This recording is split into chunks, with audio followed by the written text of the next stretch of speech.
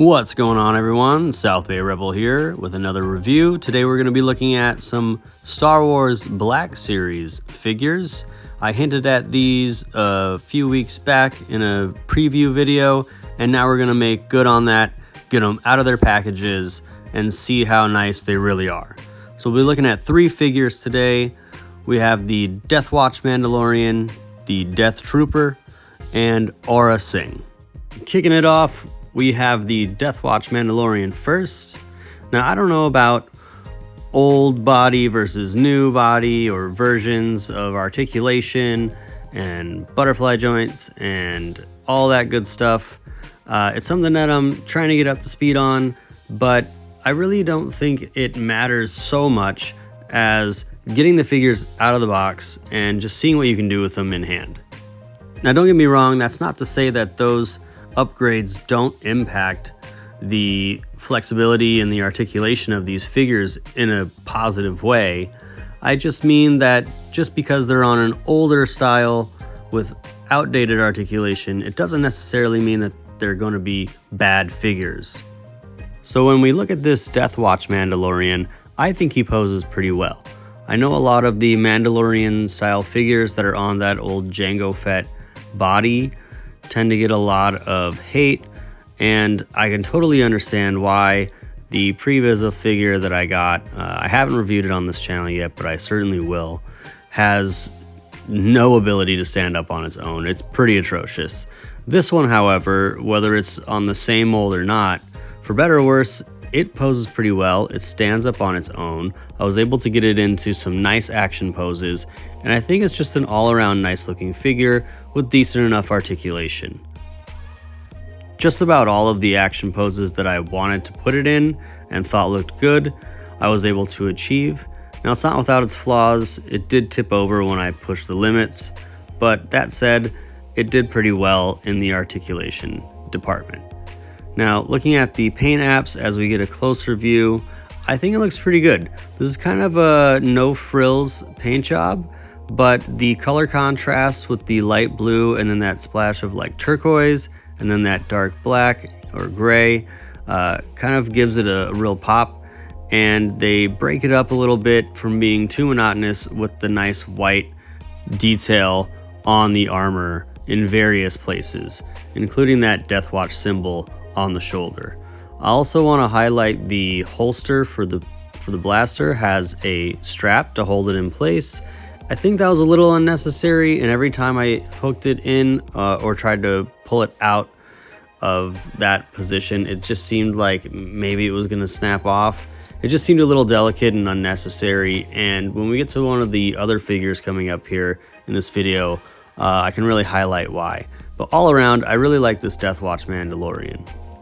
Moving on to the Death Trooper, he is actually a prime example of bad articulation. He was very stiff. Now, I don't know if it's just the figure I happened to get. I know it's kind of an older figure. I did pick this one up in the archive wave, and I couldn't do much to make him look good. You can't get the blaster in a position where it looks like he's aiming down his sights or doing much of anything with it. At least anything that looks convincing anyways. Now, I don't hate this figure. I think it has some nice attributes. One thing that I do dislike, in addition to the poor articulation, is this smaller blaster. It came bent on the sights there. It looks like that scope is just like warped. It also has a really horrible holster compared to the Death Watch Mandalorian, also Aurra Sing.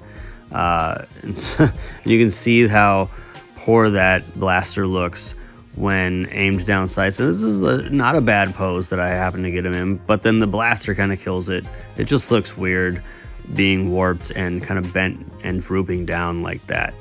The figure is a nice looking figure, and I think it actually has a decent amount of detail that unfortunately gets lost in the fact that it's just all black. But I do like the figure as far as the looks department goes, but poor articulation. That holster is laughable, and it was really a shame that that blaster scope was bent that way. And the biggest disappointment obviously is the poor articulation. But you can see here, there's a lot of fine detail there. It just doesn't come off as very detailed because the black just drowns it all out, unfortunately. Now this last pose you see him in here is probably the best one I got him in, and it's likely how I'll display him. It's not spectacular, but all things considered, I think it's good enough.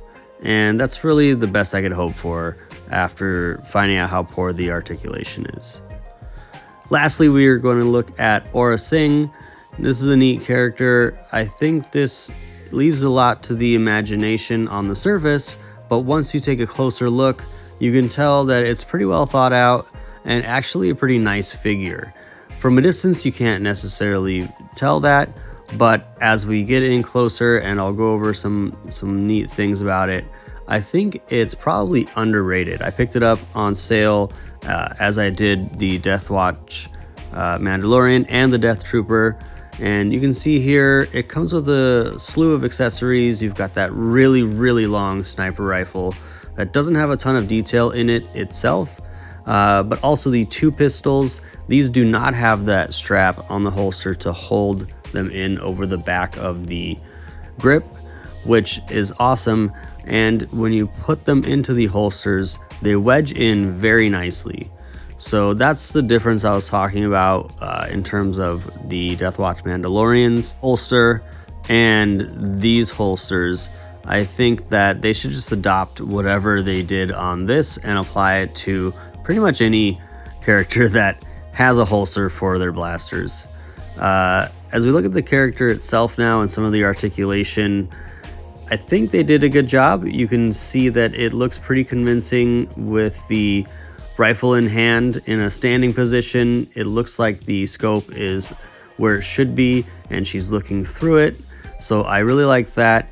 You can kind of tell the hand gets a little funky there, and I'll go into that in just a second, but I wanted to highlight that as much as the face and the skin looks very plain and without any detail, there is some eyeshadow when you get in close on the face, and it's a nice contrast.